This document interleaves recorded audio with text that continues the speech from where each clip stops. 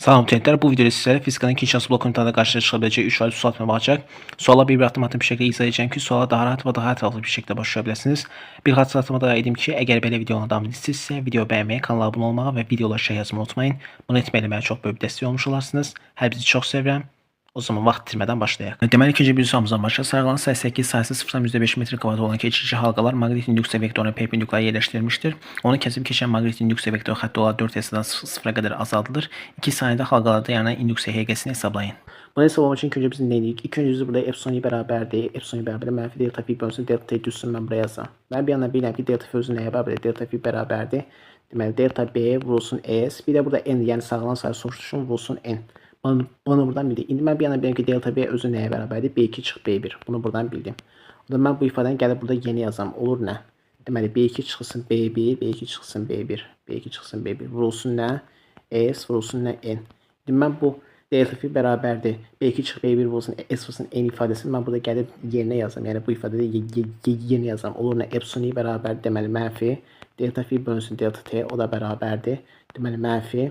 Deməli, B2 çıxılsın B1 vurulsun S, S vurulsun N bölünsün nə? Delta T. İndi bizə deyir ki, burada indüksiya vektor bir xətti olaraq 4 hesabdan 0-a qədər azaldılır. Yəni, qısaca başlanğıc B1 4'dür. Sonra bunu azaldıblar. Yəni, B2 düşürlər. Olur nə? 0. Deməli, B1 4'dür, B2 0'dır. Yəni, başlanğıcdan sonra endirib də. Yəni, başlanğıcı 4'dür, son olub nə? 0. Deməli, başlanğıc 4 isə B1 4'ə bərabərdir, son 0 isə B2 0'a bərabərdir.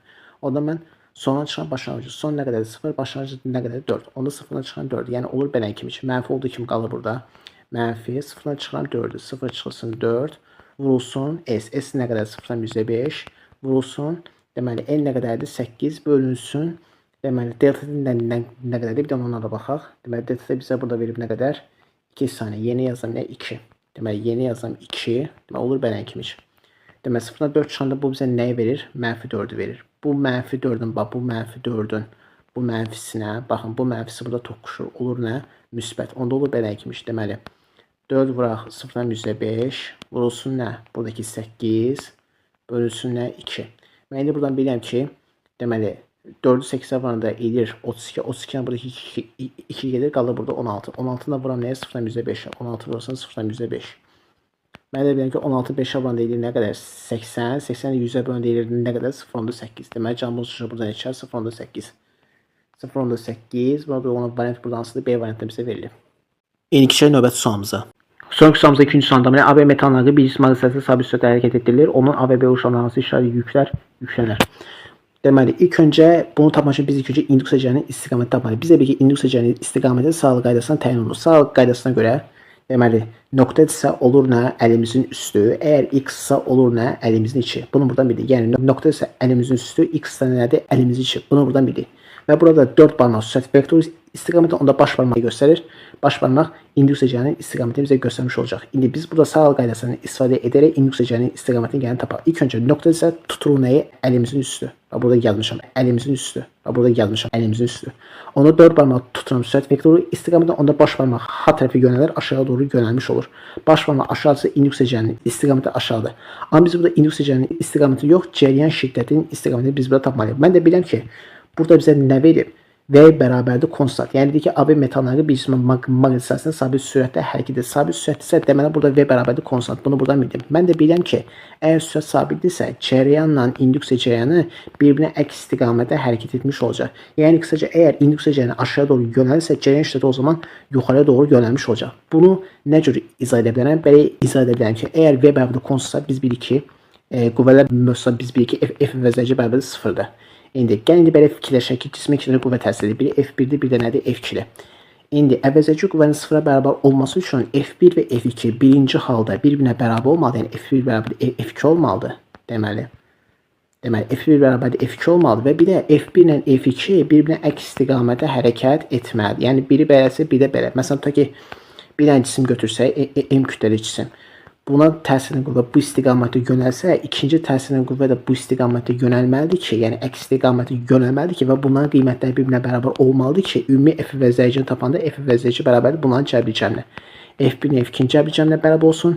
F1 əgər F-dirsə, F2 də əks istiqamətə yönəldiyi üçün olur mənfi F, deməli Deməli, mənfi f və bu f ilə bu mənfi f toplandı. Bu bizə nə versin? 0 vermiş olsun. Yəni qısaca sürət sabitsə f əvəzləyici 0 olur. F əvəzləyici də 0 olması üçün qüvvələr bir-birinə bərabər və əks istiqamətdə yönəlməlidir. Onda buradan da belə bir nəticə gəlmiş olan ki, əgər sürət konstantsa i ilə induksiya bunlar bir-birinə bərabərdir və bir-birilə əks istiqamətə yönəlir. Yəni qısaca induksiya cərəyəni aşağı doğru yönəlirsə, yəni bu induksiya cərəyəni aşağı doğru yönəlirsə, onda cərəyan şiddəti yuxarıya doğru yönəlməlidir.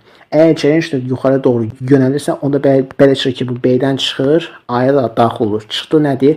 Müsbətdir, daxil olduğu tərəf nədir? Mənfidir.